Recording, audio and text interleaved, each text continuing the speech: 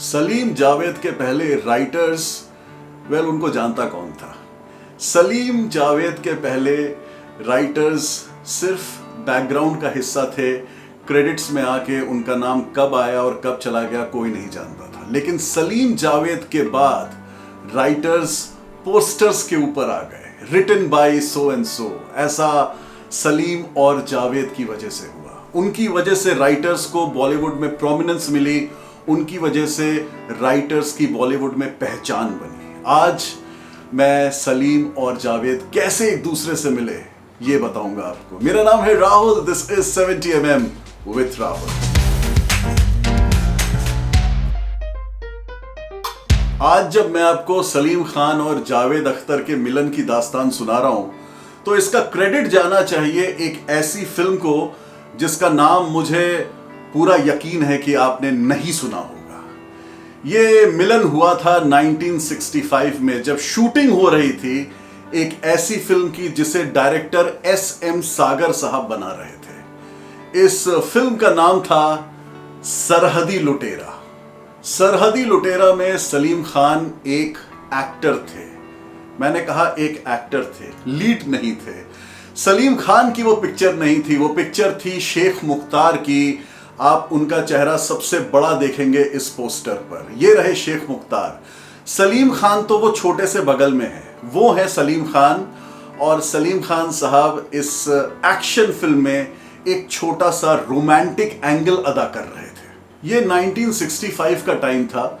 सलीम खान कुछ साल पहले इंदौर से बंबई आ गए थे एक्टर बनने, लेकिन बाय 1965 उनको ये लग गया था कि मैं फिल्मी हीरो नहीं बन पाऊंगा। तो उन्होंने एक्टिंग के साथ साथ स्क्रिप्ट राइटिंग और स्टोरी राइटिंग का काम भी शुरू कर दिया था। आप ये मत समझिए कि वो किसी फिल्म की स्टोरी या स्क्रिप्ट खुद लिख रहे थे, वो 1965 में असिस्ट कर रहे थे as a writing assistant Abrar Alvi sahab को, जो गुरुदत्त के एक जमाने में असिस्टेंट थे। बॉलीवुड की एक प्रथा है, अगर आप किसी के असिस्टेंट हैं तो काम आपसे पूरा लिया जाएगा, लेकिन उस काम का आपको क्रेडिट नहीं दिया जाएगा, आपका नाम नहीं होगा, नाम तो सीनियर का ही होगा। यह बात सलीम खान को बहुत बॉदर कर रही थी, क्योंकि उस दौरान उन्होंने जो भी कुछ लिखा उसमें कहीं भी उन्हें क्रेडिट नहीं मिली। इंडस्ट्री के लोग जानते ही नहीं थे कि सलीम खान नाम का भी कोई इंसान है जो स्क्रीन प्ले या स्टोरीज लिख सकता है, और यह बात सलीम खान को खाए जा रही थी। तो ये सब चल रहा था सलीम खान की जिंदगी में जब उनको SM सागर ने सरहदी लुटेरा नाम की फिल्म में एक छोटा सा रोमांटिक रोल दिया। सलीम साहब ने उसे ग्लैडली एक्सेप्ट कर लिया, क्योंकि उस दौरान उन्हें पैसों की बहुत जरूरत थी। सरहदी लुटेरा एक B ग्रेड एक्शन फिल्म थी। B ग्रेड इसलिए क्योंकि इस फिल्म का ना बजट ज्यादा था, ना इसमें कोई नामचीन स्टार्स थे, और इस फिल्म को टिपिकली मासेस के लिए बनाया गया था। सरहदी लुटेरा के सेट्स पर कोई डेडिकेटेड राइटर नहीं था स्क्रीन प्ले या सीन्स लिखने के लिए। लेकिन ये सरहदी लुटेरा का प्रॉब्लम नहीं था, इस किस्म की B ग्रेड फिल्मों में ऐसा ही होता था उस जमाने में। फिल्म राइटिंग को ज्यादा तवज्जो नहीं दी जाती थी, उसको ज्यादा इंपॉर्टेंस नहीं दी जाती थी, इसलिए डेली वेज बेसिस पर राइटर्स को एम्प्लॉय किया जाता था। यानी आज कोई राइटर सीन लिखेगा, कल कोई दूसरा राइटर सीन लिख के चला जाएगा।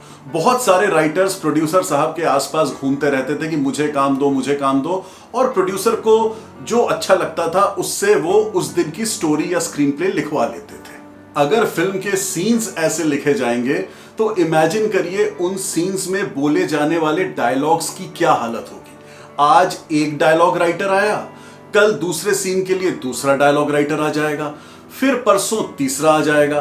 तो एक ही फिल्म में सैकड़ों डायलॉग राइटर्स आ जाएंगे और फिल्म ऐसा लगेगा जैसे टुकड़ों टुकड़ों में बनाई हो, वो एक प्रोजेक्ट का हिस्सा नहीं लगती थी। इस किस्म की B ग्रेड मसाला फिल्मों में काम करने में सलीम खान का बहुत दिल जलता था, लेकिन वहां काम करना उनकी मजबूरी थी। एक दिन सलीम खान ने इस फिल्म के डायलॉग्स को लेके बहुत ज्यादा शिकायत की डायरेक्टर SM सागर से। उन्होंने ये बोला कि डायलॉग्स भी खराब है और ये सीन भी गलत लिखा गया है, मैं खुद लिखूंगा अपने सीन्स और मैं खुद अपने डायलॉग्स भी लिखूंगा। डायरेक्टर SM सागर को थोड़ी शर्म आ गई उन्होंने सलीम खान से कहा कि नहीं नहीं आप मत करिए, मैं कुछ करता हूं, कुछ कोशिश करता हूं।